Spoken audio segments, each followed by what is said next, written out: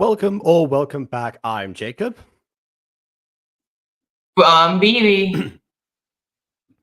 And together we are the Butter Bunch. Bunch. Yeah, today we're not really Aiden is not with us. He and I were actually He on call sadly before this. passed away, guys. Yeah, well, memento mori, as BB's attire is clearly indicating. Which, yeah, to be honest, kind of feels like it was almost fitting for what we're talking about today, because I mean, last time someone died right at the end. Rest in peace, Ryan Reynolds. Yeah, but we're not quite there yet, because obviously last time we were kind of pressed for time a little bit, so we didn't really go into the podcast version or the prologues. And I kind of thought that actually a good way to do those and talk about those would actually be to use them as sort of a recap of what happened before. So instead of like going back and rewatching the episode, before doing this, we actually remind ourselves through this way and see how good they are at kind of summarizing things for those of us who, but like in universe wouldn't have been there to witness the events, and out of universe have spent a couple of weeks reviewing Twisted instead. So yeah, I've got them prepared in podcast form. They exist in video format, but I've actually prepared them as in audio form to see what they're like as just like general, like how you would actually listen to podcasts normally.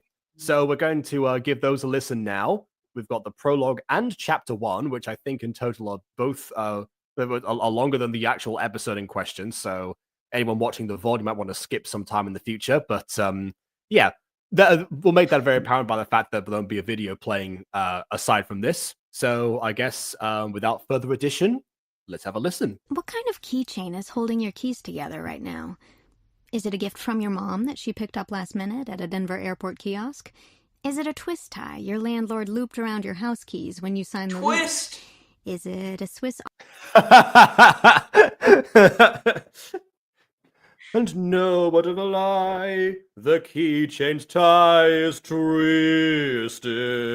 Is it a Swiss Army knife that you've never used, but you always carry it? Swiss is such a good cheese. Is it made of plastic?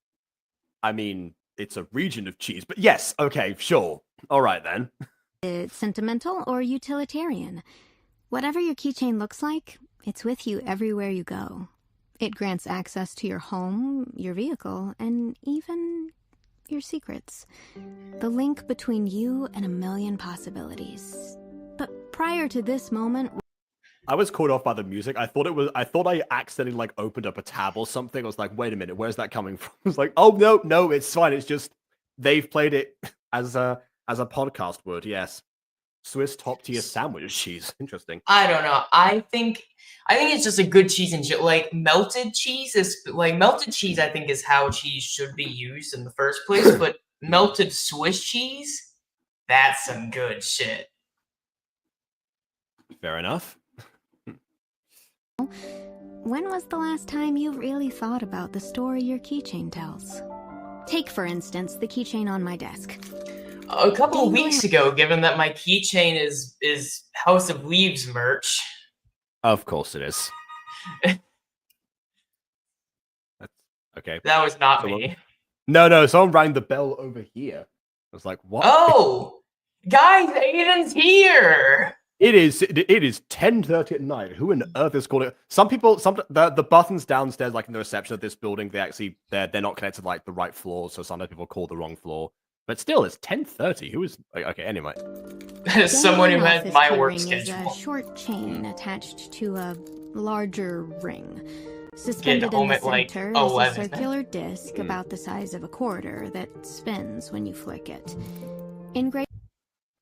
I can hear that vibration in the actual music. I thought my phone was also calling. It's like someone really wants to be let into this building now. Engraved on one side, letters CC, and on the other, a cheesy slogan. But unlike most keychains, this one is made of silver, a sterling silver alloy. Would that be a crystalline silver alloy, perhaps? No one is going to get that. Nature, silver is rarely found alone. It's usually part of a composite alloy, which makes the This elements is what you guys stronger watch this channel together for, than- right? What for inside D&D jokes that aren't even public info anymore? Yeah, of course. No, Big just deal. this entire stream so far. Yeah, I know. When I've like opened up this prologue, I didn't think the descriptions of keychains would be what we were focusing on. No wonder they needed like a new thing for their podcast. No wonder they were so desperate for new stuff. A fact we discovered on our deep dive into the middle child of noble metals. For some reason, silver has always been deemed worse than gold, but better than bronze. Always second best, which honestly seems pretty unfair. Until platinum came along, and for some reason trumped all of them. Which But there you go. honestly seems pretty unfair considering its incredible properties. Silver has excellent electrical conductivity, ions that can kill bacteria, and has been a driving economic force throughout history. That's why that's why they kill werewolves, because their ions also are all designed to kill in the first place. Now I The understand. phrase silver bullet has entered our everyday lexicon to mean a simple, if not magical, Oh, fun solution fact, to a actually, complex that is that's why you have the whole the mirror thing of like you can't see inside like vampires. You mean can't see like the reflection. vampires? Yeah. Yes. Because this actually doesn't apply. Modern mirrors, you would be able to see a vampire. Old mirrors, you wouldn't have been able to, because it had like specific types of like because it had certain like metals and stuff inside of it that would have been a weakness to vampires. I like the idea that if you shoot a vampire with a silver bullet, like its arm just disappears. problem. There's a lot more to silver than meets the eye. And there's a lot more to my keychain than its metallic composition. The story goes much deeper, and silver is quite literally just the surface. Oh, please do tell us Into more. our possession, we had no idea that it would lead us to a small town with a hairy history, where everyone had a Bigfoot. With No, yeah, it's but they- he who. Yeah, there we go. Yes, of course. I was actually thinking, given that Harry is actually also the American pronunciation of Harry, and we met, a Darren Criss character from this one. But yeah, that works too. Everyone That had works a too. He who. secret, and no one could be trusted. And the deeper we drilled, the further we would get from the truth. Until all we were left with was a Gordian knot of blackmail, bribery, and werewolves. There we go. Finally, werewolves get mentioned here. Werewolves.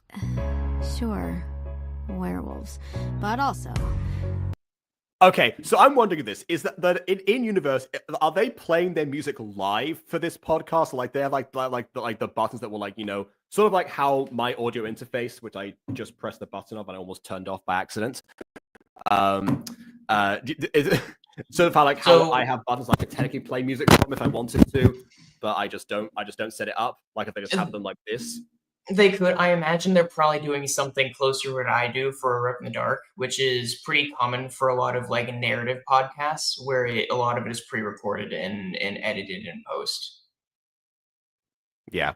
Well, I mean that's what I'm wondering, because if it's edited in post, that's one thing. But if it's done live, that means that the other Shoe-Horyns, I forgot their names unfortunately. But the other Shoe-Horyns said, "And werewolves." Just press the button in order to cue the epic music, and the sister had to go along with it.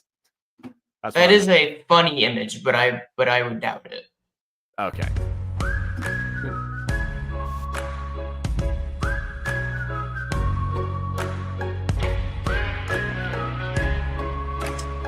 Yeah, this The definitely guitar? feels like post-production.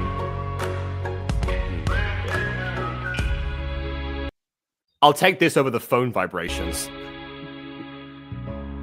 from the American Podcast I always Network, like a this nice is the like Way- guitar riff though. That's always, especially electric guitars, rule. That is true. That is why 2000s anime intros are so amazing most of the time, because a lot of them incorporate that. Word guide for the untrained eye. I'm Artemis Shoe, along with my Okay, brother Paul. Paul. There we go. I'm Paul. And together, we're going to be diving into a story that is almost too impossible to believe. And honestly, it might I never love happen I if love how not you for- have like the audio difference too between Artemis and Paul. Because you have like Artemis who sounds pretty clear, but then you hear Paul and he's noticeably more echoey.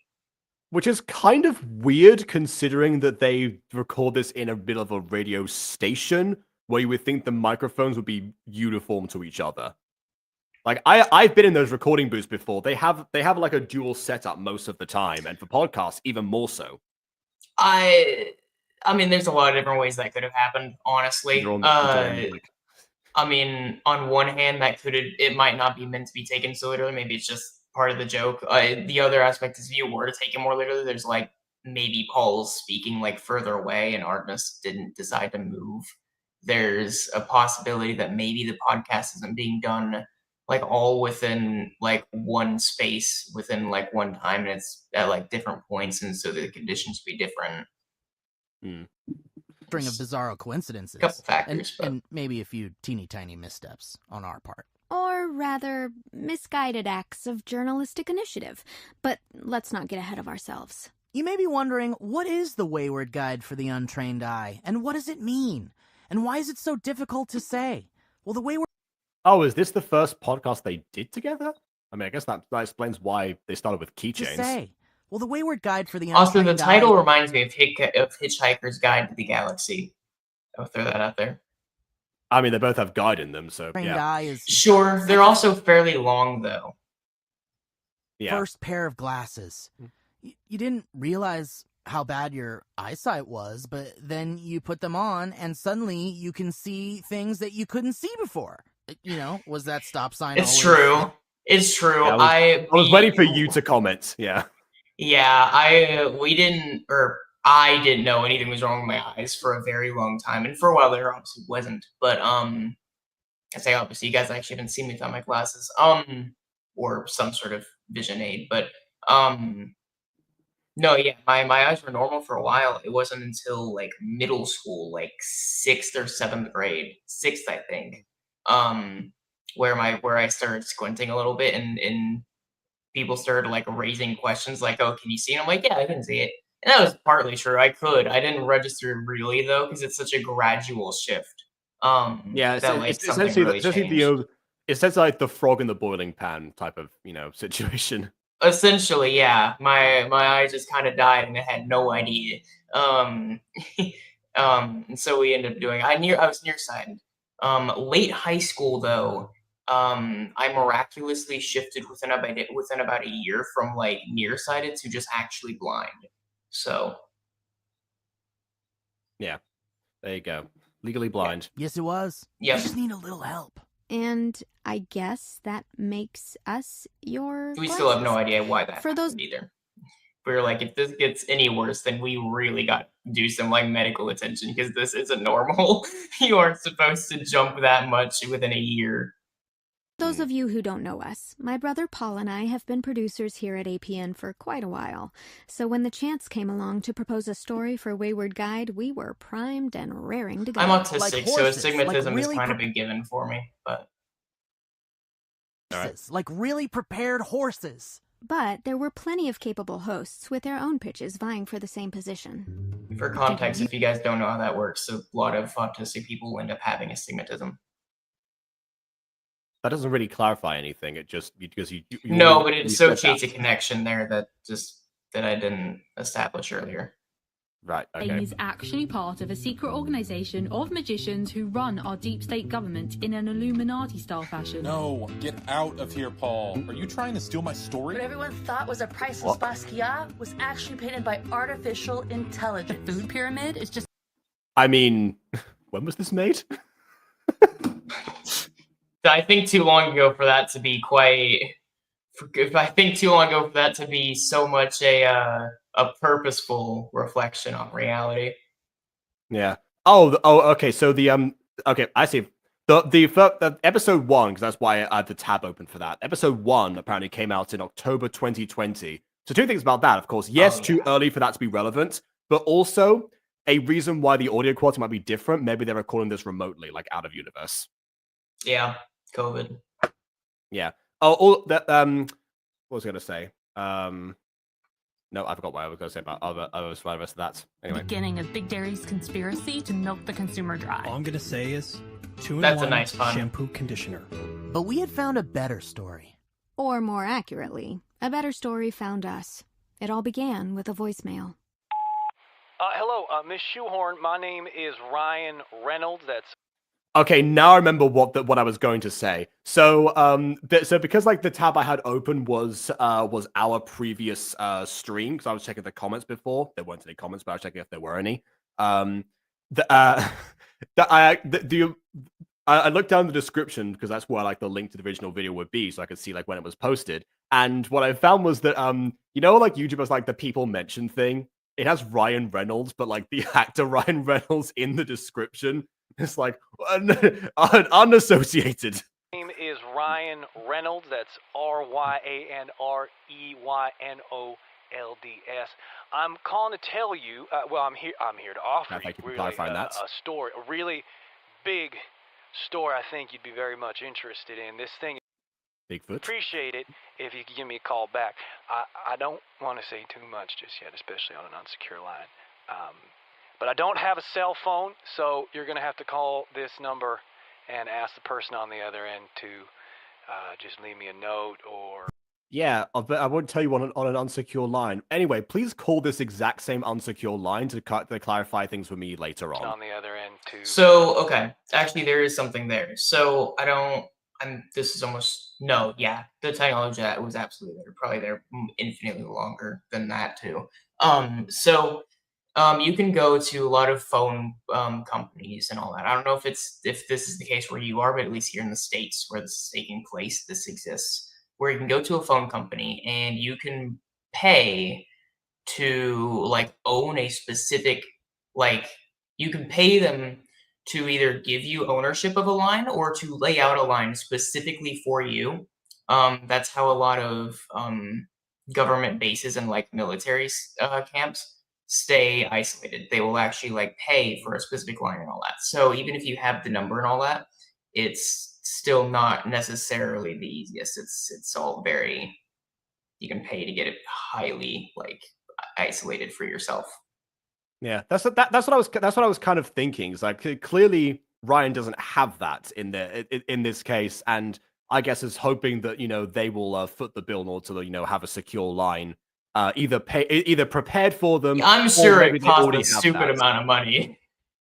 Yeah, I guess that's why he's saying you're the successful radio studio. Yeah, you can foot the bill for that one. Yeah, of course. All right then. Coincidences I was mentioning earlier. Of course, this wasn't the Ryan Reynolds, action comedy star extraordinaire. This was just some guy from some small town called Connor Creek. Although, would the actor Ryan Reynolds really be considered a star? I feel like Pitt, Cruz, and Hanks are the last of the box office draws. You never talk. I mean, that's 3 I would say he's a people. star. I was gonna say you don't just have like a limit of 3 people to be given stardom status. What I will say, however, is again a little bit before its time. This is 2020, so by now. I don't know if they fully did it by now, but if not, then very soon after this is recorded, theaters and stuff will shut down. Midway through COVID, not quite post, they opened it a little bit before, but about midway through COVID, they'll start opening it back up. And I would argue at that point, that statement is not entirely inaccurate. I would still say, obviously, Ryan Reynolds is a star, but I would say that, like, having a last, like, era of them is definitely possible. I don't know if you've been to a theater, at least here in the States, since COVID. They're fucking empty. Oh, yeah. Like, film and all that, it does not have the same, like... It does not have the same acclaim and jurisdiction as it did pre-COVID. Okay, I mean... I still don't think if you're comparing, in that case, it would just be a case of like, relative attendance either way, right? It's kind of like comparing like cable shows, that would have been deemed failures by old statistics, but by current standards, they are, they are exceptional. It depends on what you kind of think. So that's kind of like what you have to clarify. You have to classify it based on like what's available in the time period. So, but yeah, I would still say 3 people would not be given exclusive star status, regardless of who is going to the theater. Because also have to bear in mind that, movie stardom can also just mean, movies made available anywhere, including streaming services, if that is how those were distributed, which around this time would have been the case. Also, I'm pretty sure that actually the theater shut down. Well, at least in the UK, they shut down in February, because I remember the last film that I saw before they closed was actually Frozen 2, which came out in February. I'm pretty sure. Sure. Yeah, what was closed and what wasn't was very murky. It definitely depended on like the point in time. Like the whole meme of like, because you had like the big thing of like anti-vaxxers shortly before the pandemic, ironically enough. But during the pandemic, you had like the classic meme of like, oh, the disgruntlement towards wearing masks and all that was a big deal. And that was a big deal here in the States, especially where you had a lot of people really not wanting to do that. And so you had kind of like a divide between the American people about like actually respecting the illness as a whole, and others that were considering a complete sham. And so because of that, the government tended to reflect it. And so at different points in time, things were iffy about what was closed and what the status of things were. Okay. Straws. You never talk so elegantly as when you discuss things that don't matter at all. We can agree on one. In theaters, and it was packed. They're just kidding, because I live in California. It's different here. I saw it in Madrid, and it was relatively packed. It wasn't like, full to the brim, but there was like a decent amount of people there. I will also say my general theater experience is that most of the time, the one theater that I like regularly go to happens to be in the middle of nowhere, Galicia, like every summer, which means that it's always empty, regardless of, like limitations. Sure. Yeah. So, but that in Madrid, particularly in Plaza de Hielo, the Ice Palace, which is the name of the place, is a really fantastic name for a place. That one, yeah, that very one seems Superman. To back. Yeah. Yeah, a little bit actually. Yeah, my experience was very much like the theaters that I would go to. They were usually pretty packed, and COVID happened, and I still go to the theater if I can. I still really enjoy the experience there, but every time I go, it's like 5 people at most in a room, including me. I know that Barbenheimer was a huge thing in theaters. If I remember correctly, that was like around the time that theaters properly opened again. Maybe not. Maybe it was a year later. But yeah, that is also true, and it's one that I it's something that I regret missing out on, because at one point we decided to like watch Barbie specifically while we were on holiday, but we didn't have to. There's just the theaters. It was like very terrible quality. I don't know what they did, and it was bad idea. At some point, I'll check that out. We can agree on one thing. This Ryan guy, our Ryan, was a bit of a nut. Miss Shoe-Horn, hello, me again. I'm a little confused over here because I haven't heard back from you yet. I left about 6 messages last week and even tried. I mean, it could be because of the intense cost of buying your own like private phone line. But, I don't understand that. But otherwise, what the heck is going on here? Via snail mail. I think by now you should have received my delicious edible arrangement. Spent a lot of time on that. Hope you like honey. Hold on, you said edible arrangements in snail mail, and you were expecting good rapport from that? I don't know. Cheapest, but it was all I could afford. Thought it might get your attention. Anyway, the only... Well, if someone sent me edibles in the mail, that would indeed get me my attention, at least. I was thinking about moldy, food stuff, but yeah, edibles in the mail is. Oh no, I was thinking like weed brownies. Yeah, which would also have gone moldy by then. But anyway. Anyway, the only reply I've received is an email from a fellow by the name of Paul, saying that he works with you and that you're overwhelmed with stories and you'll get to mine just. Okay, so how this is my question. I mean, I guess if Wayward Guide has technically just started, then maybe Paul didn't have as much of a as much prestige at the time. Maybe that's the case, but also clearly Paul had worked in the network for some time, and I'm surprised that if Ryan's done his his reason to Artemis that name would have never come up to before. mind just as soon as you can. But Miss Shoe-Horn, things are happening right now in Connor Creek, and you wouldn't believe any. Also, hold on. Wouldn't Paul's email? There's a high chance that his email would also have the word Shoehorn in it, depending if he wants to use like his full name or something. Maybe not. Maybe he's being secure, like Ryan Reynolds isn't at this point. Voicemails, 4 letters, 9 faxes, 3 packages, and 1 edible arrangement. More like inedible arrangement. Yeah, I agree, because absolutely that'd be the case. Because, all the melon. Nailed it, Paul. You can't blame him. The man had something important to say. Something very important. I would describe Very important? Was that what the edibles were? Were they berries? Brian as persistent, paranoid, sort of out of touch. I guess that would make him slower to mold. Okay. But we couldn't shake the feeling that Unless they're strawberries, in which case they'll just like die immediately. this could be a grape story. Okay, That was yeah, the he's bear. definitely doing puns. Yeah, all right. His Yeah, grapes will keep for a while. irritating barrage of messages. That is, until the day he showed Grapes up in are the very office good, with the by the way. story that Big would fan of grapes. Mm. Big fan change of us a forever. lot of berries and fruits, actually, but grapes good. Yeah. Orange, you glad we didn't say no? Paul, All Oranges right, is well, also an inclusion, yep. come on. I do like how the two twins have different energies to them, because like I will say, as much as I know that I think Paul Body would have a bit of a name for himself, maybe depending on like what the law was, he still seems much less experienced. Like Artemis clearly has like the delivery like down and all the things prepared. Similar to how people like keep thinking that I prepare like my intros for Gacha review. It's that kind of energy versus somebody coming in and be like, hi, I don't have an intro, No. Oh, see, that's what I would do, but for a while. But then I realized, you did that. You actually that is a quote from you. Yeah, I did that for a while, and then I was like, well, now that I think about it, I can make this into a bit.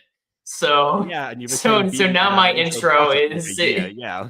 Yeah, so now my intro is something along the lines of like, I'm BB, I don't have an intro butter here. Yeah, exactly. So but even that It's was like a experience. It's like Moist Critical, where his outro is him just saying, "That's about it. Bye."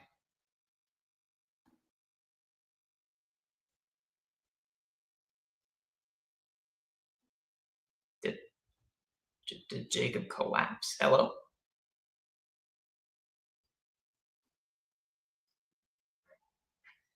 What the fuck is going on?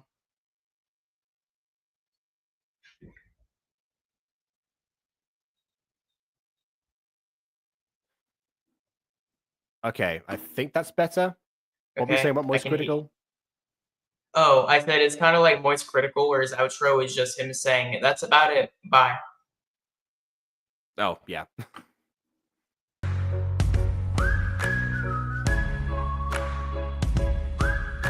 I think this is also about it for the prologue, at least.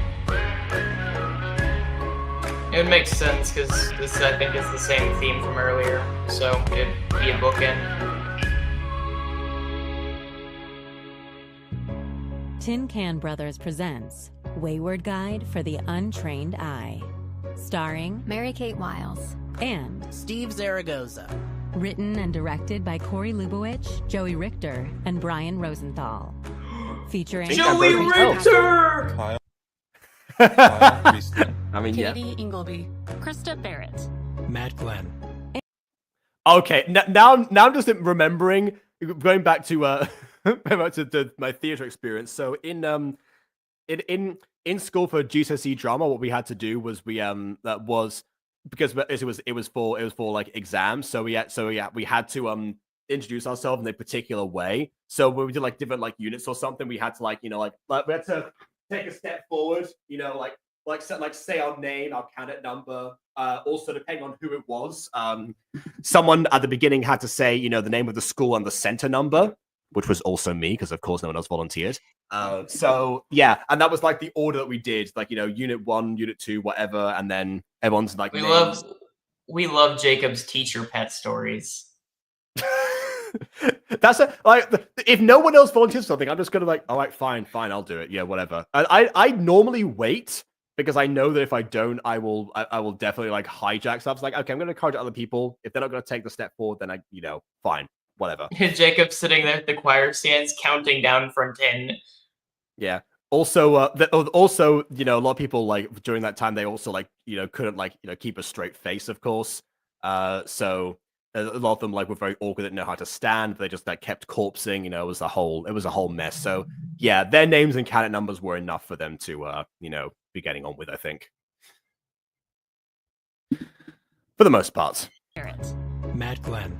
And Darren Chris. original theme music, sound design, and mixing by Ears Up Sound Design. Executive producers Corey Lubowich, Joey Richter, and Brian Rosenthal. Paul The same people as the Komorowski, writers. and Greg Gibbons and April Morris. Go beyond the podcast and watch new episodes of the Wayward Guide companion series on YouTube. Please. Interesting. So the actual like visual series is the companion to the podcast. So I guess we were supposed to consume the podcast first, ultimately. Review the show on Apple Podcasts or wherever you get your podcasts. For more information, I would imagine, I've always kind of interpreted companion pieces are always meant to be like, because if one of them was higher priority than the other, then it would be like a spin-off, right? So a companion piece, I think, is meant to be as like an equal. Maybe. Okay, yeah. I suppose that makes sense. Yeah, but although again, I would have thought the visual one would have been like the higher priority, given the fact that this is meant to be like an in-universe deal. I was like, let's get more details as a result of that. But okay, fair enough. WaywardGuideShow.com or follow TinCanBros on Instagram and Twitter.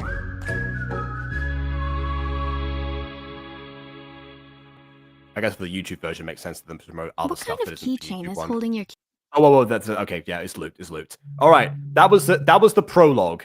Yeah. To be honest, like if I were just listening to that tonight, I had no idea who the TinCanBros were. I didn't know about the companion piece. I suppose I probably wouldn't have been super into that at first.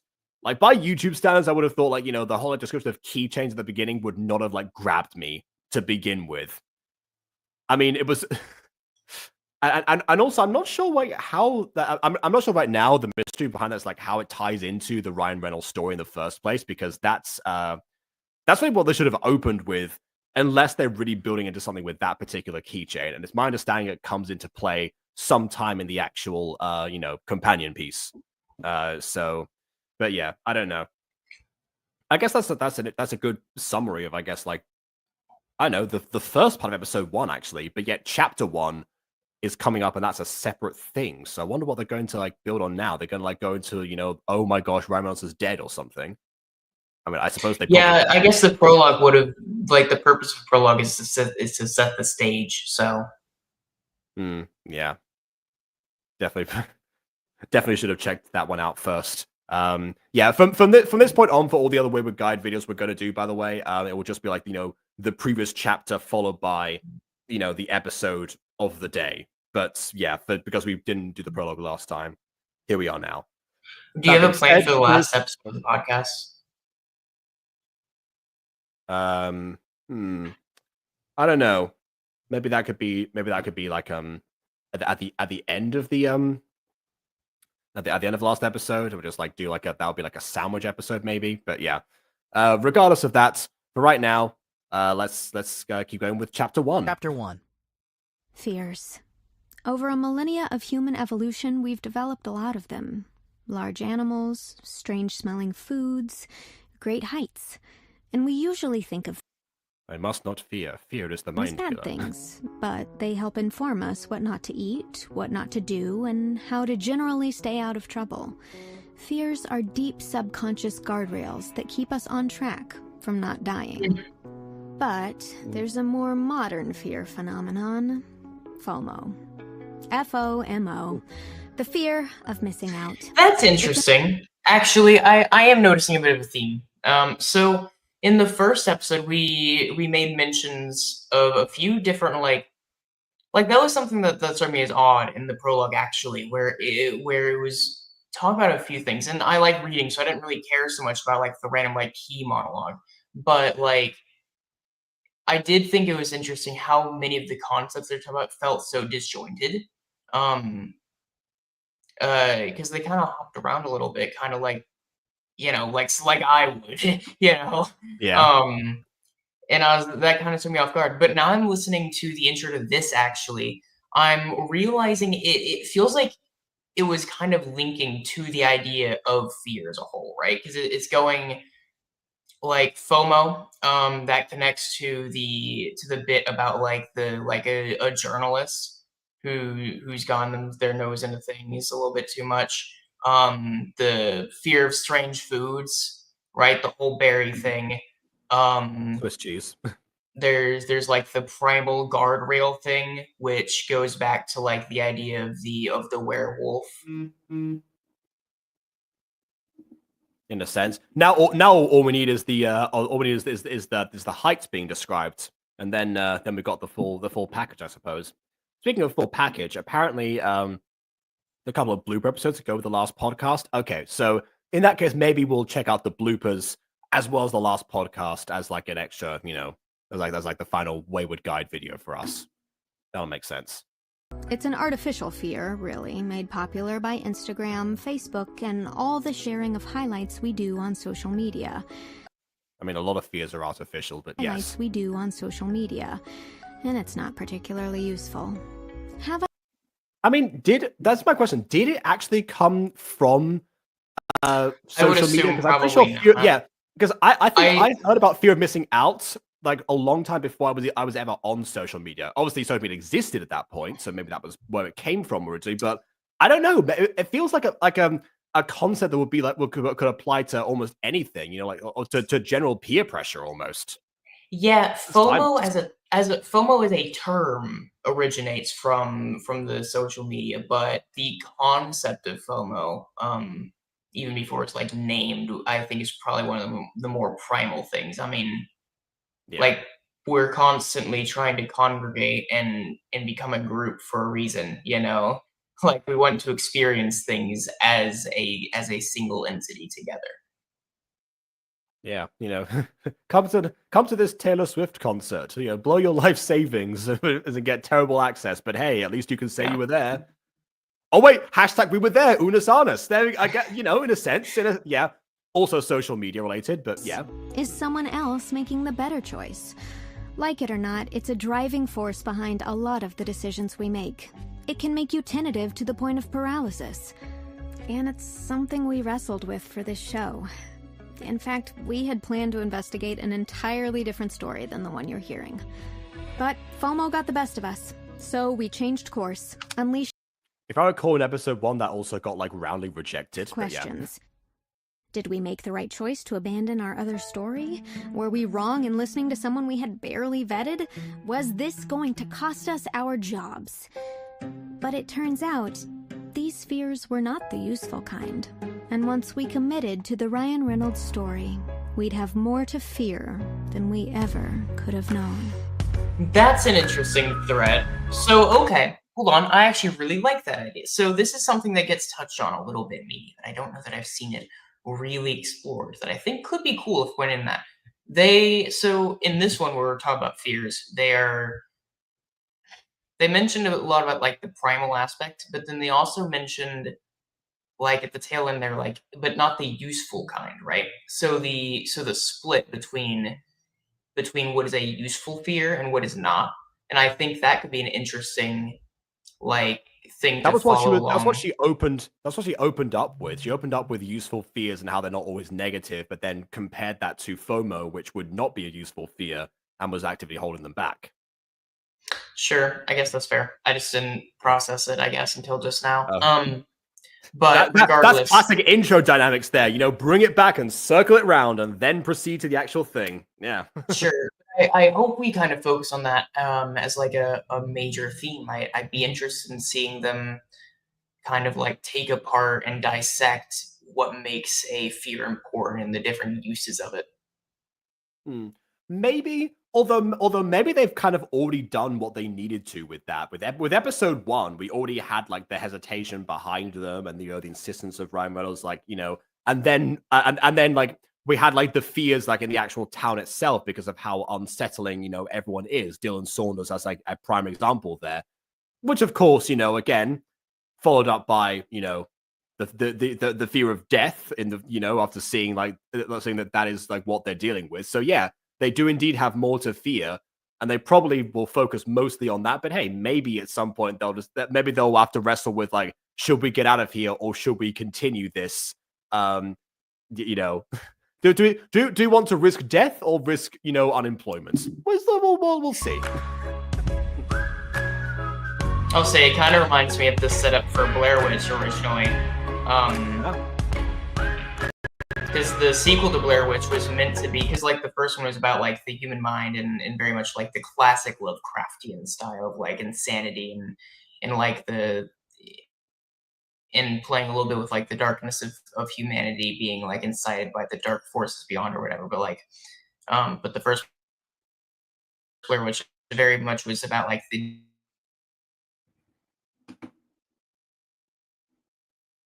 Wait, hold on. Did I cut out for you? Yes, but I'm sure that the VOD heard you. God damn it. People. Yeah. I'm sure the people at home heard you. I generally know a bit about the Blair Witch anyway, so yeah. Sure. But no, the second one, which was not very well received, mainly because it was a classic sort of like the executive taking control or whatever. But the original vision was meant to be that if the first one was about like the very personal experience of going out and finding these terrors and like the kind of mix of like cosmicism and mental illness, you would have the sequel be about mass paranoia. All right, yeah. And then they made Book of Shadows. Yeah. From the American Podcasting Network, this is the Wayward Guide for the Untrained Eye. I'm Artemis Shoe-Horn. Get ready for takeoff. I'm her co-pilot, Paul Shoe-Horn. And while my brother and I are talking to you He has read our fruit puns now. Talking to you now from APN's recording studio. This story took us pretty far from the comforts of sunny downtown Los Angeles and deep into the mountains of California. I guess we know that they survived. To a mining town so small.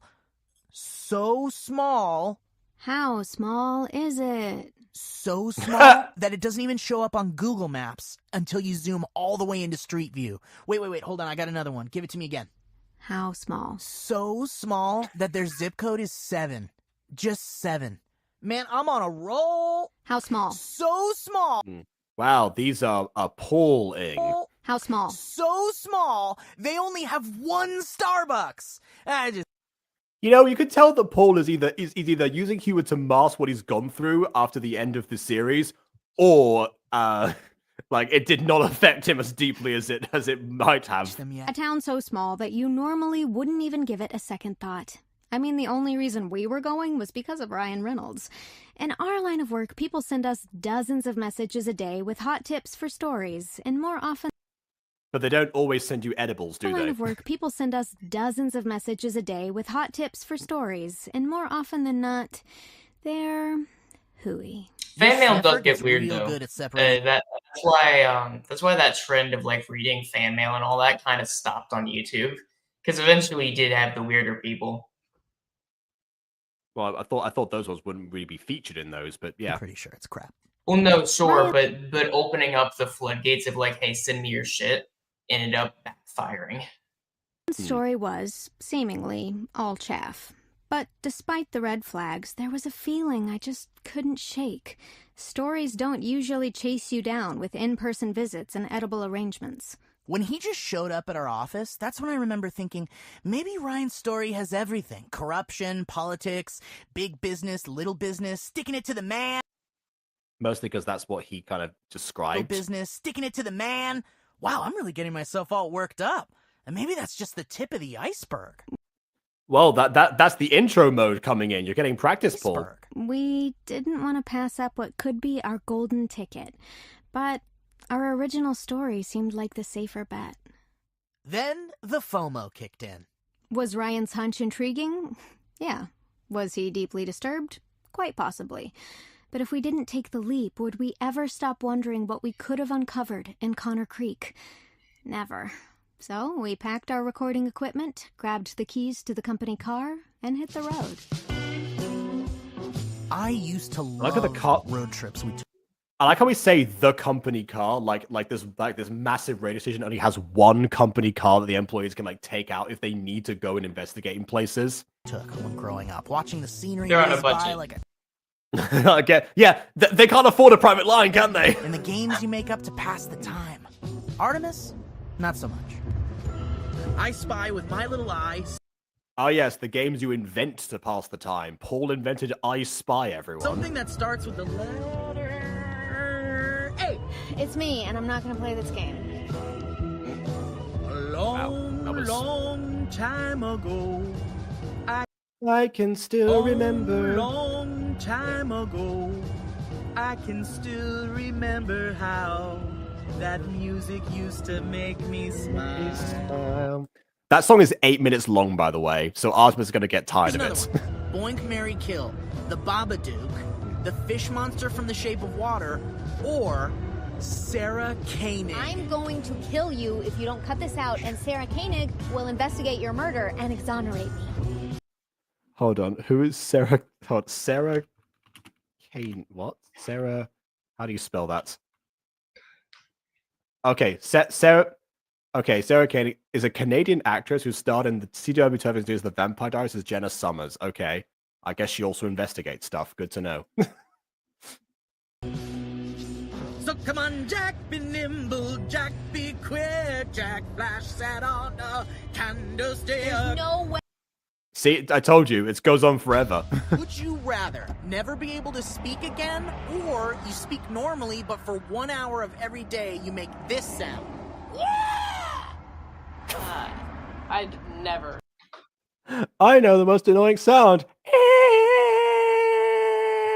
Never speak again. I'll say, I thought that whenever he started saying "Jack be nimble, Jack be quick," they're about to start singing the "Wolf in Sheep's Clothing." Nah, yeah, American Pie is still going on. I will say it's quite impressive to know like the entire American Pie. To be honest, that is quite the achievement. Fun fact: I actually made a parody of American Pie in 2017, but I only did like half the verses. So yeah, mine's 4 minutes.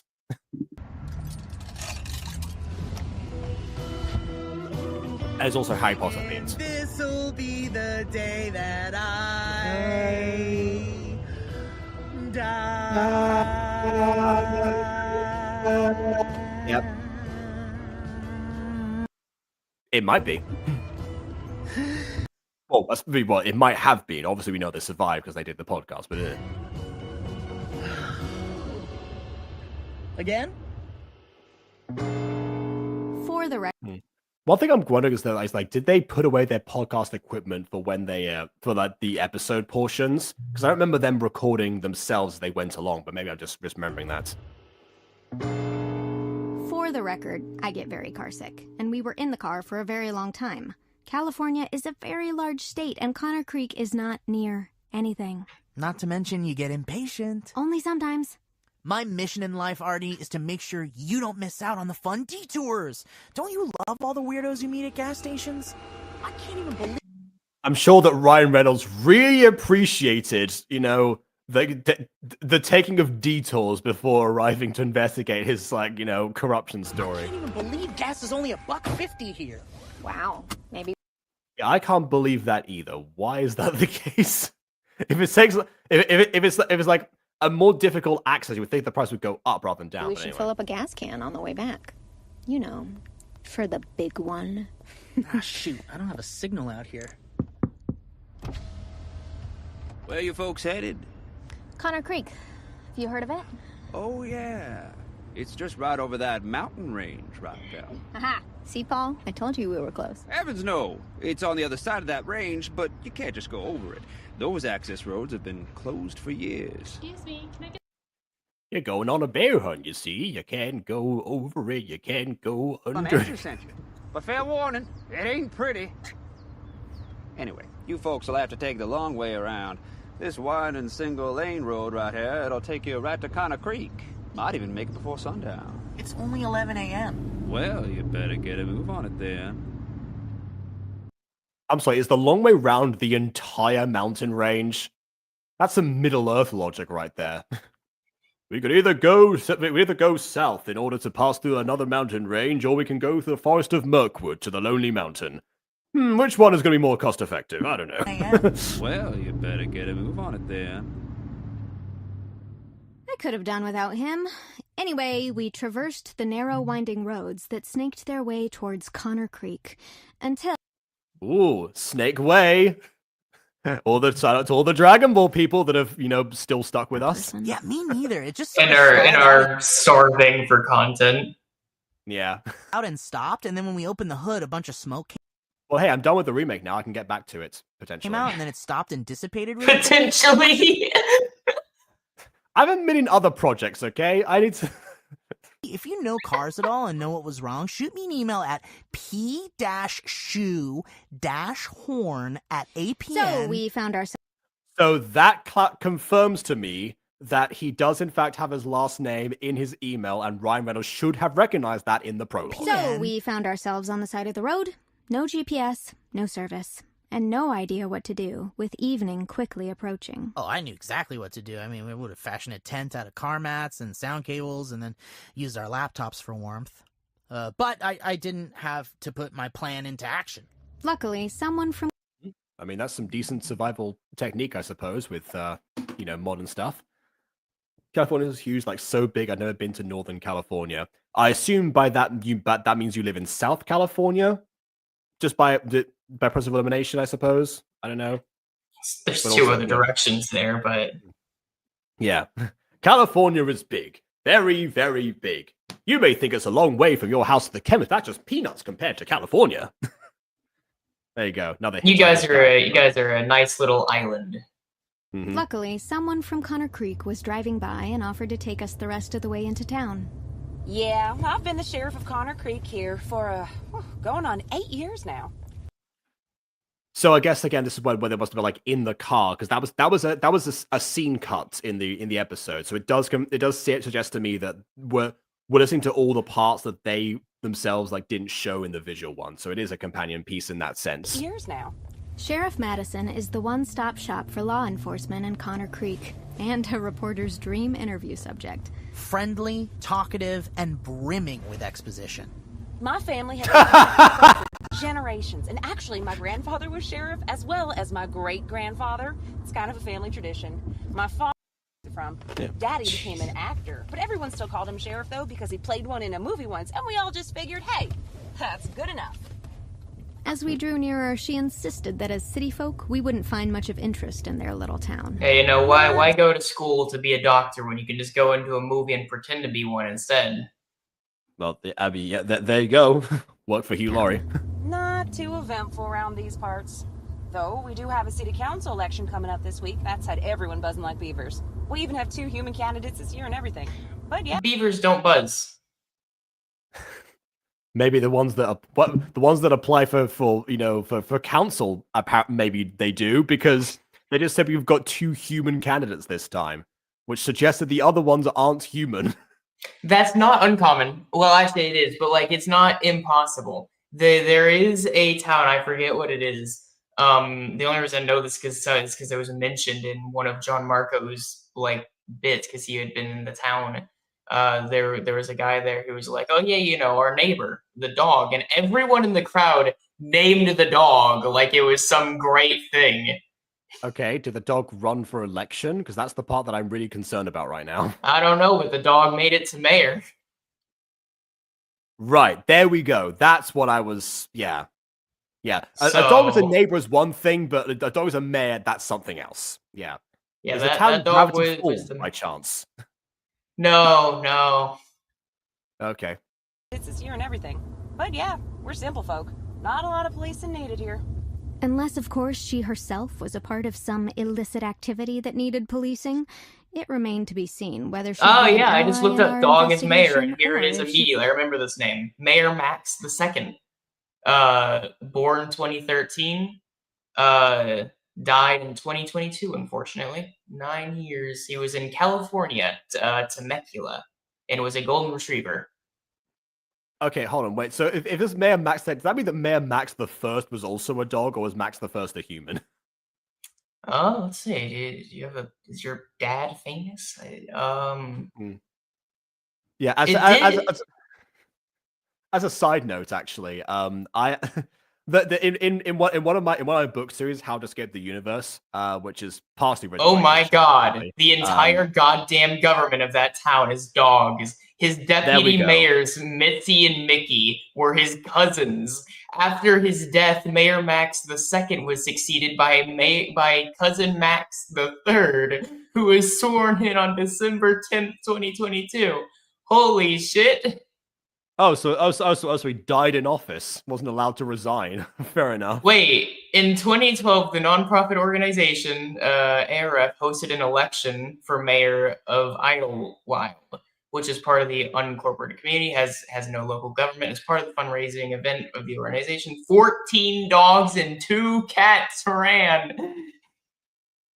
Oh man. Okay. the 2 cats were there was an uphill battle for them. Oh well. Wait. Oh my god, Mayor Max is the short name. His dad was Mayor Max. He's Mayor, but the second is Maximus Mighty Dog Mueller the second. There we go. See, that's what I was thinking. There was a Max the First that was a dog. There we go. That's what I was. It's all dogs. His entire goddamn family is in the fucking government. Well, that's the biggest example of nepotism I've ever heard. Actually, that is nepotism to the max. Of corruption, Ryan had spun Max's us. turn approached. ARF solicited the town's interest in holding another election. The people overwhelmingly pled for Mayor Max's continuation in perpetuity. Well, it was in perpetuity because again he died in office. But there you One thing go. is sure, we had to find Ryan, and fast. All right, Detective Pikachu. But in a small town where everyone knows each other, we didn't want to accidentally. Wait, hold on. Detective Pikachu plus Ryan Reynolds. I see what they did there. Okay. Accidentally make enemies on our first night. So we continued to listen as Madison drove. Well, you'd think a one-man marionette Pirates of Penzance wouldn't work, but Daddy pulled it off. Get it? Pulled. I mean, honestly, like marionettes, but opened by one person. That can actually be fine. Like if you do enough distinct voices, it can work. The strings? Wallace to Sheriff. Yes. Oh, you'll have to forgive me. This is Sheriff. Over. Hi, Sheriff. This is Wallace. We've got a bogey on Pine Mountain Road that needs to be cleared right away. I tell you what, I'm gonna put you on with Garmin to direct you. Wallace, this town only has 4 roads. All drivers are diverting to Pine Valley Lane. Shoot. Sorry. Duty calls. We hadn't even reached town yet, and the action had already found us for the second time that day. But that bogey turned out to be a turtle, slowly moseying its way across the road and minding its own business. Oh, holy shit. That reminds me. Holy shit. That's why I had to wait until sundown. But yeah. So, as some of you may remember, back when I was living at the other place, I had a turtle. His name was Michelangelo, because he was a red-eared striper turtle, and I like the Ninja Turtles, and I'm colorblind. So, his breed was meant to make it like 40 years. He should still be here. He did not make it that long. He did die. I did dig up the grave and put him there. But it was somewhat humorous because my mother freaked the fuck out because we were all like, "Oh, the turtle died," and whatever. And when we buried him, well, I buried him. That I was kind of out there alone for the entirety of that funeral. But regardless, another turtle shows up at the garage door, and my mom opens up the door to go like take her smoke, and she sees this fucking turtle who she was swear 30 minutes ago I buried, and he's just standing there at the door. She screamed. She was like, I thought you buried him. I'm like, I did. And she was like, no, you didn't. He's right here. And I'm like, no, that's not Michelangelo. that's how you got Donatello. Actually, she did try to convince me to get another turtle, but unlike them, I actually grieved for my dead pet, and so I decided maybe not. I'll just let this turtle go about his day. Yeah, see that's definitely like that's the trap that I know a lot of people like fall into when it comes to pets. Like after the pet dies, they get another one to fill the void, and of course that one eventually dies as well. It's like a vicious cycle essentially. Sure, Yeah. but it's also that I tend to give, I mean, I think it's pretty clear. I tend to give most animals more respect than I do man. So yeah, which is concerning in some ways and understanding in others. I'll say that much. I don't know. I think it's completely valid, but due to this, I tended to, I usually treat animal death in the same way that one would expect me to treat a human death. So I ended up letting. That was the main reason I didn't get the next turtle. It wasn't because I was trying to like avoid. I just thought it might be disrespectful to Mikey. I'm sorry to hear about your husband. Oh, it's okay. I remarried. Essentially, right? Like that is essentially the principle of it, where it's like, okay, yeah, but like he died like 30 minutes ago. Yeah. Was it like an immediate suggestion? It's like, it was this next. Yeah, that's why she freaks out because I just buried this turtle. I walk back in. She goes to take her smoke. She opens the door. No, it almost steps on another turtle. I got that part. I meant the suggestion to get a new turtle was that also a thing that happened very quickly. Oh yeah, she tried getting me to take this turtle that just showed up. Right. Yeah. Oh, okay. I mean that part was almost like a Destiny situation. That part I can somewhat understand, but in general, I can also see why you didn't do it. A part of me thought that, but I was like, you know what? If it's actually meant to be, the gods will send this turtle back to me another day. This turtle will return. It just keeps showing up matters. like every day, like in different places, like around like a horror movie or something. Just like adopt me. I know how my gods work at this point. If it was meant to be, this turtle would have showed up again, and it didn't. Okay. If it was not meant to be taken. Madison was right, and things weren't too eventful around these parts. Not long after, the dense forest finally opened up as we approached the town. Like many small communities, Connor Creek centers around an area where all the another thing that reminds me of actually the whole turtle thing is actually in this situation, Hot Fuzz when they had to go and arrest a swan, basically that was the extent of their town troubles at the time. Where all the shops and businesses are, around one main street aptly named Center Road. Not to be confused with Main Street, a road which runs perpendicular through the center of town. And at one end was our destination, the Dead Canary. Now this would be our home base during our stay in Connor Creek, a moody and rustic B&B, a bed and breakfast and bar. It was owned and operated by a man of few words, Desmond Brewer. Yeah, I'm Desmond. I mean, his profession does match what he does. If he brews his own stock. The bar was pretty empty when we arrived. Actually, Paul, did you ever see it busy the whole time we were there? There was that time there was a group of 5 at the booth, but I guess 2 of them were us, so I'm not. Okay, look out for a group of 5 at some stage. In the series. I guess 2 of them were us, so I'm not sure that counts. In any case, besides Desmond and the Dead Canary's executive chef Quinn, the only. Well, no. If 2 of them are them, it's still a group of 5 at a booth. So once we see a group of 5 people, including them, then we'll know. The other patron was the town drunk. Now, Desmond wouldn't say much, but what he said in 2 sentences was more enlightening than anything Madison has said in our 45-minute ride. 1, Ryan was running in the upcoming town council election, which was big news for the small town. Yeah, he's one of 2 humans, I agree. Ryan Reynolds was the Mayor brother Max of Madison. is gonna smoke him. Yeah. Sheriff Madison Reynolds. But before we could ask Desmond more about their hairy relationship, we heard a piercing scream. Again, hairy relationship, Harry. From outside. I tried to get some tape with our recorder.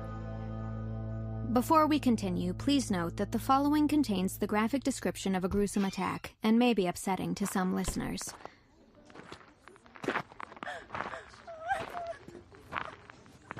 And these levels are a little too low. Let me get a little closer.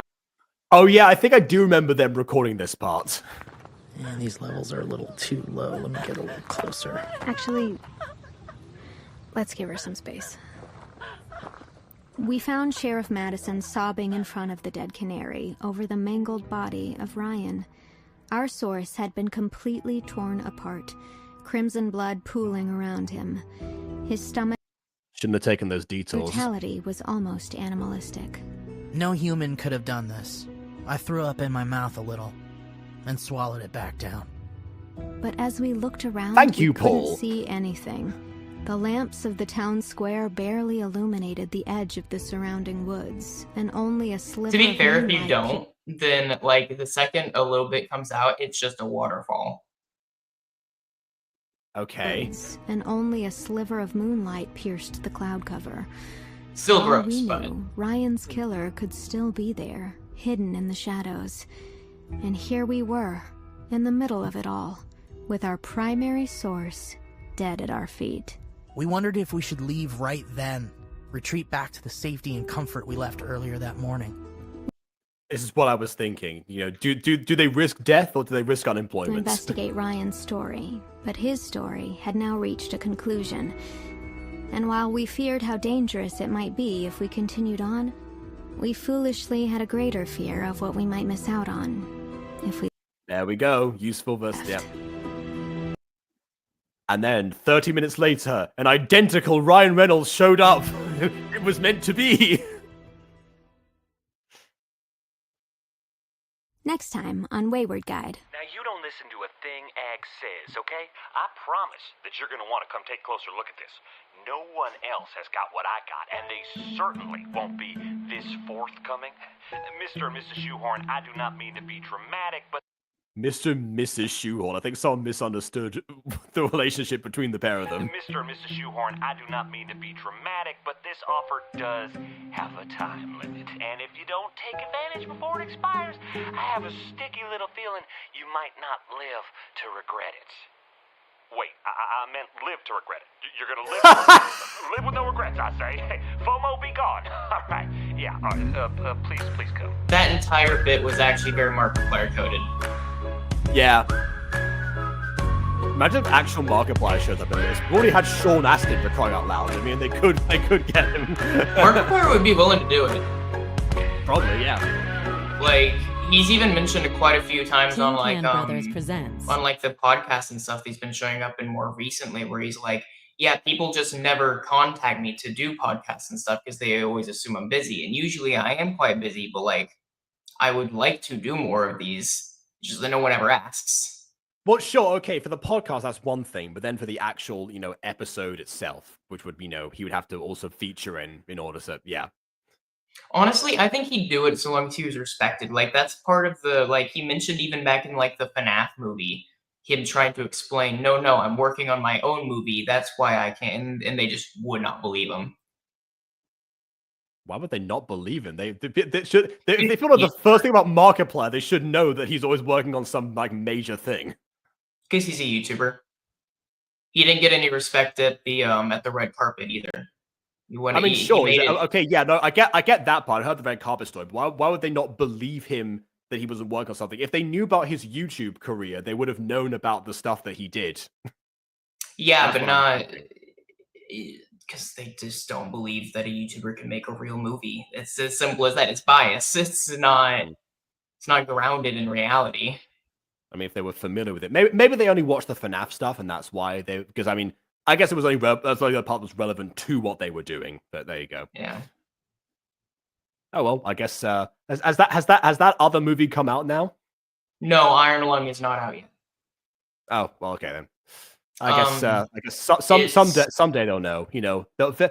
They'll very slowly have an egg dropped on their faces, just trickling down a little bit. Mark has been a little bit hush hush about it, as he is with all of his big projects, honestly. But like the little bit that we can glean with it, it looks like it's in its super final stages of production. I would expect either this year or next year it comes out. Okay, fair enough. For the record, actually, at one point, I thought of like doing doing a section on like certain like YouTube movies, particularly, but like by ones like people haven't really talked about, not like the like the Shane Dawson ones or Smosh the movie or stuff like that. I mean, I mean a bit more obscure for English viewers, and that's what I will say about that. For now, we actually have the main event we'll finally get to. A mere hour and 30 minutes in, which is about average for us. So yeah, let's. In a nutshell. The Butter Bunch in a nutshell. Okay, so this we'll see if we meet the actual character who we just described right now. Who again, that's why we have to. I think they have to feature in this, and we'll see the aftermath of the end of the Ryan Reynolds story. So yeah, let's without further ado, on with the review. So glad to hear y'all settled into your rooms at the Dead Canary. I'm Agnes Florentine, Connor Creek's #1 and only travel agent, but y'all can You are way too happy after the events that have just transpired. call me Eggs. When I heard 2 big shots from Los Angeles were coming to visit our tiny town, I thought, thank my lucky stars. I myself spent a long weekend in the City of Angels just like. By the way, one thing that I've The City of Angels is very depressing foreshadowing. Yeah, that's true actually. But also, I was gonna say, oh yeah, I found this out by watching a Simeon Jimmy video that apparently the easiest way to get like cheap film locations for free is just to go to the Midwest, because like every small town there sees the cameras like the most absolute like epitome of prestige. The chance to be like either be in the film business in any sort of way is like just does something to people. Small town places. Last year, I had the distinct honor of meeting. Well, it's because you get like a lot of New York movies and all that, but yeah, I guess for the Midwest that makes sense. Yeah, that makes sense for the Midwest. For California, of course, you'd be the other destinations. Monroe, yeah. Shrek, and 3 Spider-Mans right outside Grandma's Chinese Theater. Anyway, where was I? The Inn. It is. I mean, yeah, that is definitely sounds like the place to market all those characters. It's comforting. It's cozy. Which also, given that we haven't had a Shrek movie in such a long time, that does suggest like what time period she actually went to these places. But it's no DoubleTree And Times Square. You know the fact what? that there were 3 Spider-Men at the theater means that she must have gone to see Spider-Man Turn Off the Dark. Potentially, yeah, because otherwise I would say No Way Home, which I'm pretty sure also. Oh wait, no, that came out later than this. No, yeah, no. Turn Off the Dark was like was a stage play for Spider-Man. Yeah. Yeah. I'm gonna jump away from the world's It largest. was not good, by the way. But was that the Julie Taymor one? It was fucking awful.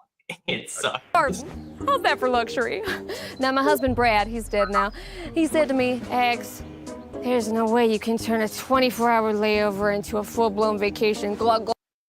Okay, I was gonna say this is like a hint as to why this character died, I guess. Glug, glug. I showed him, didn't I? Oh, here I go again. No, we here in Connor Creek, we try our best. We have a lot of hometown charm, as you can see from these gorgeous facades. We got a lot of.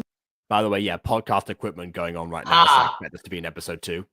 Rich history with the Connor big foreshadowing there. The idea of like a small town being secretly evil and all that, and she's like, oh, this wonderful town. I mean, just look at these wonderful designs on these facades. This really is Hot Fuzz. Man feuds, and of course a local industry that is untouched by outside influences, like these tiny silver keychains.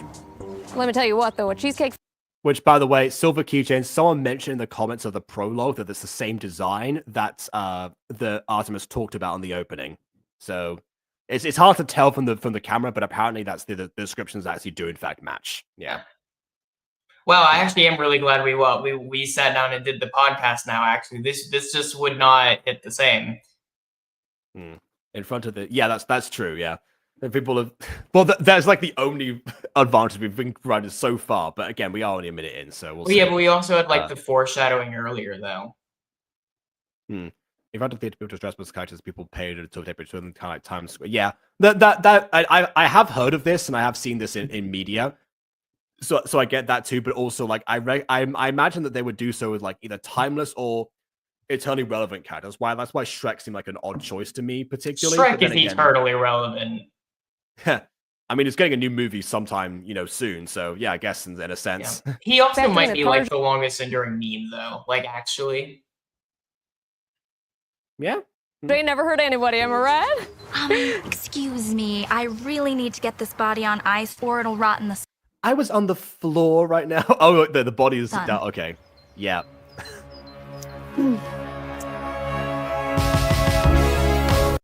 Yeah, a good point. A good point. I can see why you would say that. Yep. I'm with you.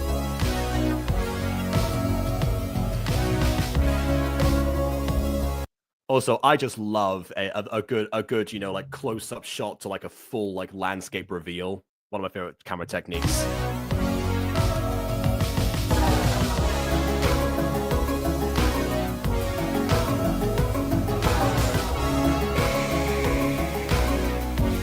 That's a cool segment. I think we talked about it last time, so that's why I didn't say anything this time. Hello? Ag said this would be a good time to stop by? Jeez. Yeah, obviously. Again, very Markiplier. I knew that. Yeah. But this might be the character. I can see Markiplier pulling this exact face. Oh my god, you're right. It's like if Markiplier played as the chef. Fern, nice to meet you. Yeah, I knew it was coming. I love this guy. Okay, that part we actually get a lot of info from the podcast because now we know that he loves puns. Yeah. Cut! Oh, God. To the chase. I know They why had you're here. to have checked out Markiplier's bigger projects for this. This editing is just actually they stole Markiplier's editing style and then some of his joke routines. This chef is just straight up the guy. This is just the chef from all of his stuff. Okay, you know what? No, I'm actually guessing that Markiplier actually was busy for this because quite honestly, if they got Sean Astin, they could get Markiplier if he wasn't working on something else. Sure. What was he doing in 2020? Actually, what was that? Was that like in space time? That would have been either Heights or Space. Yeah. There you go. Yeah. Free samples. Oh, of raw meat. Yeah, in space. Carpaccio, my dear. Okay. I call that the Salmonella surprise. Wow. The locals must be lucky to have such a passionate craftsman handling their meats. Well, when you live in a small town, people value care and quality over speed and quantity. Now, we sniff. Am I still a vegan if I smell? I was really hoping the thing would get stuck in his nose. Okay, yeah, I don't know. Oh, pickles! I missed the tasty. Oh no, you didn't. You could have mine. I insist. Yeah, please. He looks very offended at that. It's like, how dare you?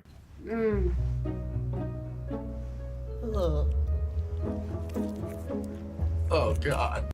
Well, I mean, yeah. Okay. As a vegetarian, I get why he's disgusted by this, but also that was the only way I could see this going down. Fresh off the bone. What are they eating? Yeah, because they haven't. It's raw meat fresh off the bone, I suppose, vulture What style. I'm Olivia. I'm the ammo Yes. shop owner down the street. Tell you what, I've been craving brisket recently. You two must be the nosy. Oh, did she say she has an animal shop down the street? That's ironic for a meat. newcomers Anyway. everyone's talking about. Any chance my order's ready, Vern? Oh, my sweet Olivia. I'm afraid I'm backed up today. I just noticed like how much juice is in that glass now. I got that charcuterie order for Minor Mole and that Reynolds. Charcuterie? Yes, well, close enough. Close enough. Okay, ammo shop. There we go. All right. They're going to interview her later about the Ryan Reynolds situation, aren't they? But also, what was I going to say? Oh yeah, he said he's backed up, right? Yeah, with all that raw meat, I assume he would be backed up. Tragic. Such a mess. Is that the mining operation Ryan warned us about?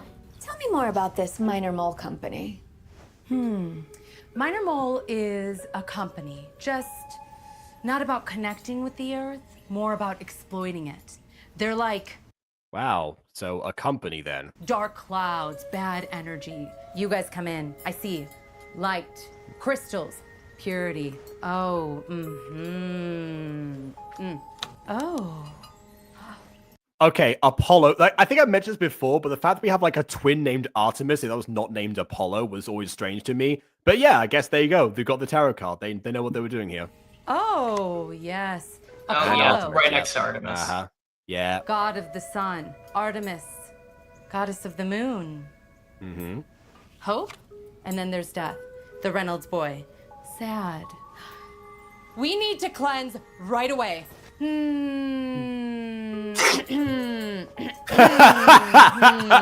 please give us some clarity as to how these are connected.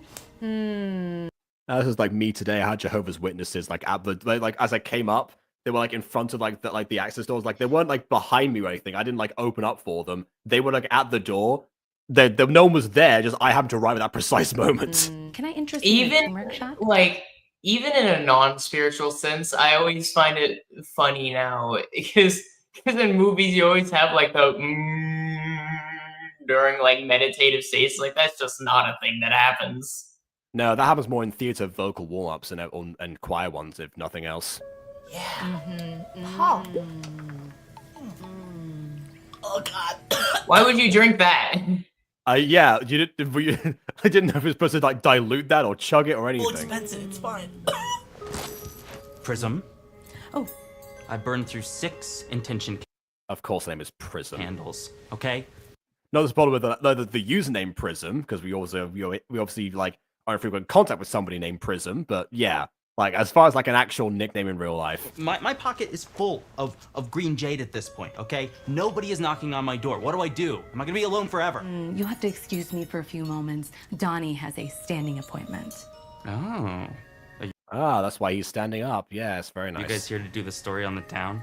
Sure are. Actually, if you have any thoughts about Minor Mole, I'd love to hear them. Oh yeah, I mean, I can tell you right off the bat, like on the record or whatever, like I'm totally for the Minor Mole expansion. Or just like anything to get some fresh blood into this like one horse town or whatever. It's like, hey guys, we get it, okay? Can we get a second horse? Yeah, because I've extinguished the dating pool at this point with like men, women. I think Paul mentioned something about like horses in the episode 1. Yeah, You know, all this stuff. It's like a postmodern approach to love. Because I'm like 17 years old, I'm really going Slim Shady dis you. He's standing up. Okay. through it right now. I'm just like looking for a relationship where I can have like some trust and some passion and like dedication to exploring And I think Minor Mole, the company, could provide that for me. Of course, he truly is 17. each other's pleasure centers and honestly, I just really want like a nice pair of lips. You know what I mean? This is on the radio. Then do the Kylie Jenner challenge. Like the love you guys share. No. Why don't you two come back later and we'll set up the bill for Again, everyone just, yep. the That's not the only shot person. and the saging. Oh, you could really benefit from a full tarot read. Oh yeah. Johnny is the Ruth Fleming of this series. Yeah, we saw actual Ruth Fleming earlier, but yeah, you're definitely right here. Honestly, there's a crossover there. Johnny and Ruth Fleming, they to find each other. I'm This sure reminds me, by the way, Celine may be one of my favorite characters in Markiplier lore. Okay, fair enough. That's good to know. I read everyone's mail, so I can confirm there are no secrets here in Connor Creek. No one gets anything. Oh my goodness, that's good. I know it's got like the phone with that, but that's gonna mess up with the audio somewhat. Like I know it's got like a wind muff, but I mean even still. By old Odie Dodie. Why are you walking like that? Gotta do double time today if I'm gonna deliver all these campaign flyers. Gotta give equal time to each candidate, don't you know? I mean, I guess the non-human ones also need the attention. Yeah, that's fair. But Ryan's dead. He's still paid for postage, though. Gotta honor that. Mailman's job is sacred. Riley! I guess, humans, animals, and ghosts. Why not? Yeah. Where's that accent? That's a good point. Everyone in this town has a slightly different accent to each other. That's fair. I assume you mean like Donnie and Ruth in terms of the shipping, but yeah, fair enough. Got my paws on some precious postage for you. The mayor denied your request for a 21-gun salute at the Reynolds boys' funeral. Sorry, she says it scares her. Ah, Crispin! Well, if the mayor is If there's any type of animal, that would make sense. Fiddle farts! Riley Kirkland, town council member and owner of the local gun depot. How are you? Local gun depot and the ammo shop. This is definitely an American town. Riley, I thought you said your name was Olivia. Nope. That's just my BFFL. See, people often get us confused because we own two different businesses that should be one business. But we could not be more different in both opinions and appearance. They're played by the same actress, aren't they? What's your name? Paul? Pleasure, Paul. What's your name? Artemis. Fartimus? What's your name? What is it? Fartimus? Yeah. Yeah, that's it. Pleasure. I can just even try. Yep. But Odie, Ryan was the candidate against the expansion of a multinational mining corporation. Doesn't the whole thing seem a little suspicious? Nope. The truth works itself out in the end. Double time. Here we go! Oh, okay. I guess that's the Scooby-Doo influence on TinCanBros that we haven't got to yet. You didn't hear it from us, but the Reynolds boy was quite the activist. Picketing, protests, petitions, all sorts of unsavory acts of aggression. All starting with letter P, of course. Sounds like he was acting within his constitutional rights to express his beliefs.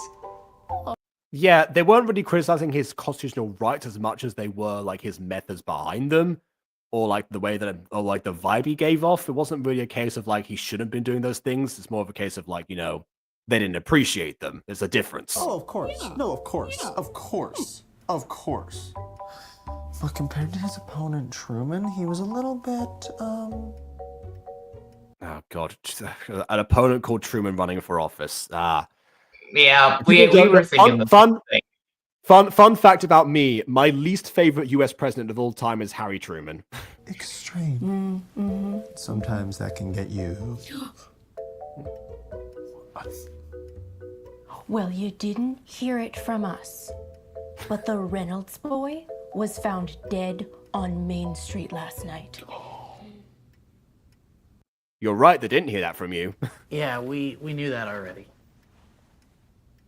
What? Yeah, well, yes. So of course.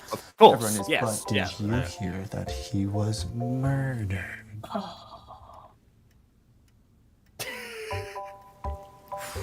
Normally, left to right justified shots and these kind of things like this don't the least interesting ways to film something like this or any conversation. However, in this one, the fact that everyone is so static, it actually gives off the uncomfortable vibe they're going for here. I do like that. Yeah. I've great goosebumps. Dad, Jason Alexander, in real life, his dad played George Costanza on Seinfeld. I'm vaguely familiar with that character, so I get what you're saying.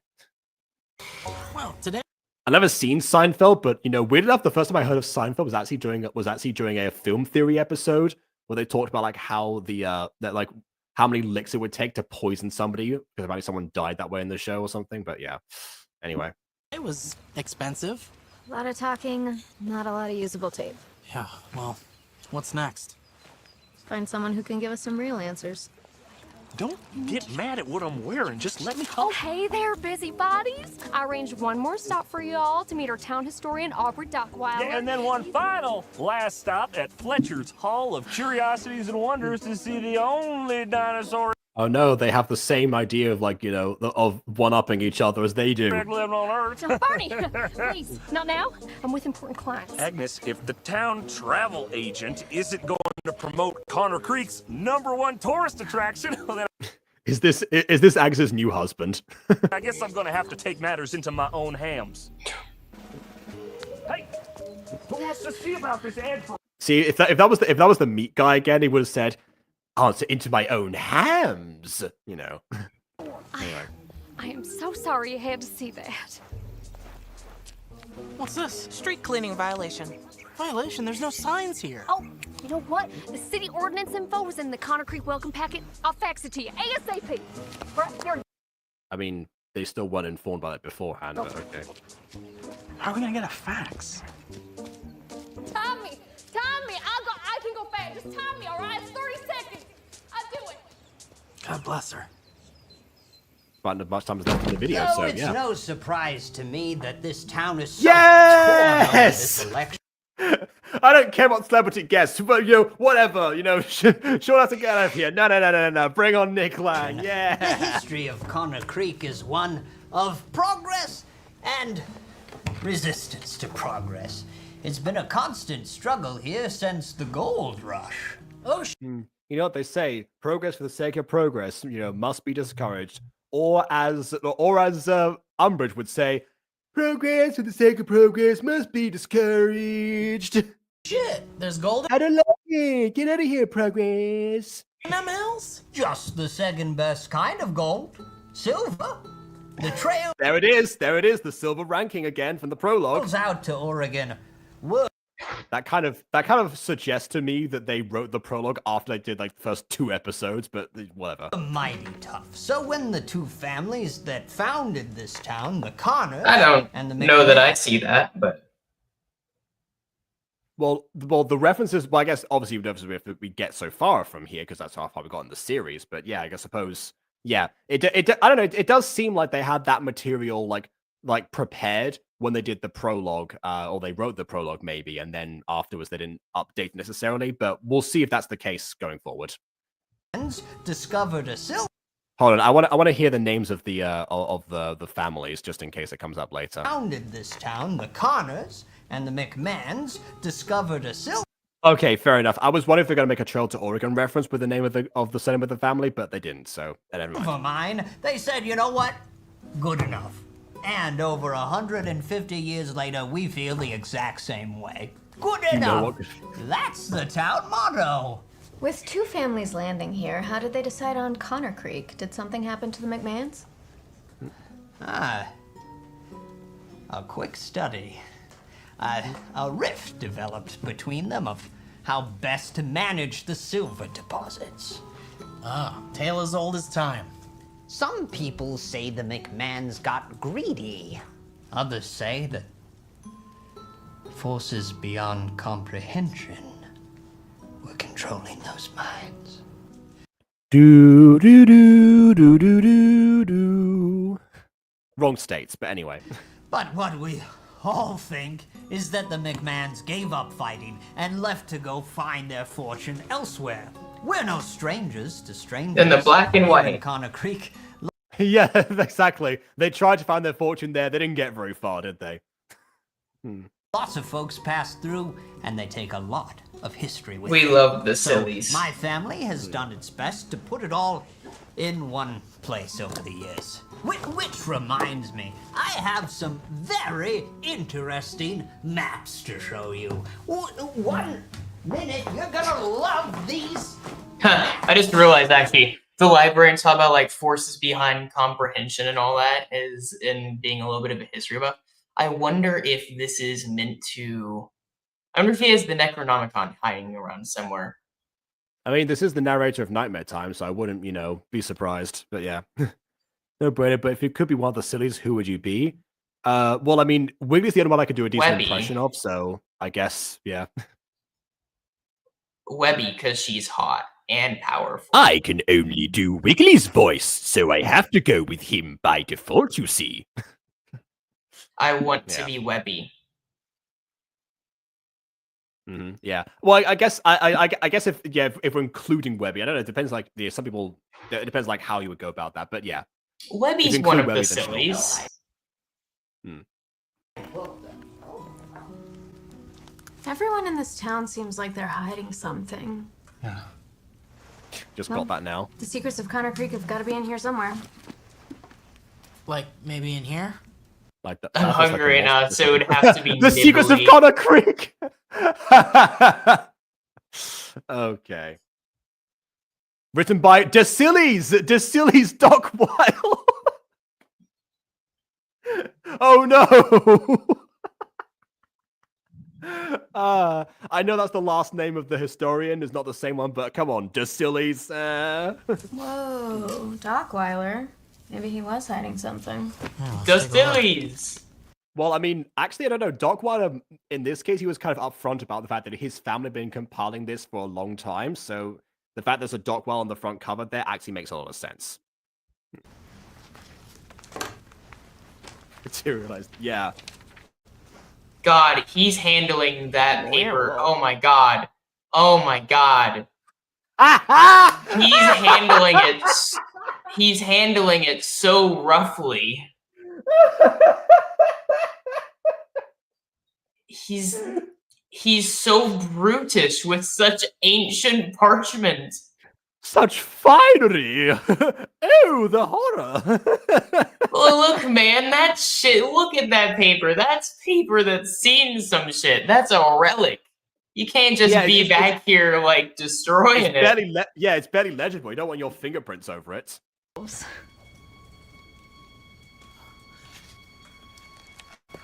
Ew. Well, the pages. Oh, so there's the werewolves It's already reference. damaged enough, yeah. Those marks almost look like scratches. They're not actually scratches. They haven't gone through the paper, but they almost look like they would have been made by, I don't know, something. Anyway.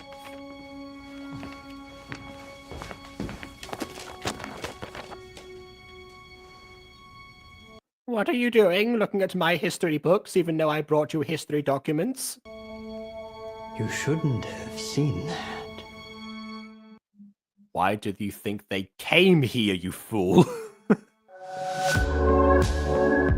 Anyway, also another good example there of how to do of how to do a silly like movement characterization voice type of thing, but then also translate into being serious. The classic CWA advice of making sure that if you do a silly voice for something, you can do it in all possible intonations, because you never know what you're going to be asked to do in the future. So yeah, I'll say it'll be interesting. An amazing character actor. It'll be interesting if we go the like the cosmic horror like Cthulhu mytho route of like losing sanity that was kind of implied in the librarian scenes here. Potentially. I mean, yeah, because I mean, if there's one place you can lose your sanity or humanity, it's going to be here. But then again, Paul seems to be fine at the end of that. Artemis is a professional, so she wouldn't give away anything. But you never know. You never know. All right. Well, that was episode 2. It seemed to fly past like a lot quicker than episode 1 did, maybe because we didn't like break it down as much, or we had a lot to say about the podcast compared to this. But yeah, it's definitely moves the ideas forward. I'm glad we listened to the podcast in order to like get that side of the story. That was definitely the right call, ultimately speaking. Because I mean, the last one like really drew me in terms of like everything was cinematography, but like this one, with the companion piece as well, really like cements like okay, we're meeting like a lot of people who I guess will be like more involved later. This was a standalone, I guess, was more of a case of like introducing like everyone and their characterizations, which it did a pretty good job of all things considered, considering like everyone's such a huge like caricature to some degree, but also we'll see what kind of relevance they have later. And probably that was probably like a large percentage of the town was the relevant folk, because again, it's such a small place that you would think, okay, these are the major players for the most part. So yeah, I mean, it's decent in that regard. I prefer episode 1 in terms of like what it's able to pull off in terms of like the main character and everything. But I guess they're already set, so this is more pieces being involved. Okay, well, I think it's also interesting because the podcasts and the episodes of like the live action stuff, good enough. Yeah. The podcast and the live action episodes, they both seem to have like different tones. I'm noticing like the podcast feels a lot more serious and like grounded, and this one goes a lot more on the comedic and hammed up route. Yeah, I guess because the podcast is what Artemis and Paul are able to like curate for themselves, like what parts they choose to represent, because it is edited down like you said before. So it's their version, and because they are for the most part, the straight-laced characters compared to everyone else. Paul here and there depends. Paul in the podcast fulfills the funny person archetype more so than does here, where he's like is much more of a reactionary character because he's reacting to like all the stuff that's going on as he would naturally. But yeah, that's the difference between them, and that's why probably because this is the uncensored version. I think that's ultimately why why the visual stuff, like, aside from the cinematography, really doing a lot of the legwork for them as well. That actually raises really an like interesting- elevates above the podcast in that regard, because like they can do so much more in that case. I think that also raised an interesting point because I didn't even think about it, but yeah, you're right. The portrayal of Paul is not consistent with reality, and so I think I would be curious about who's editing the podcast episodes, because I think if we know if we know who's editing what, I think that would also have a lot to discuss as far as like their perception, like individually, of things and how they're viewing and taking things.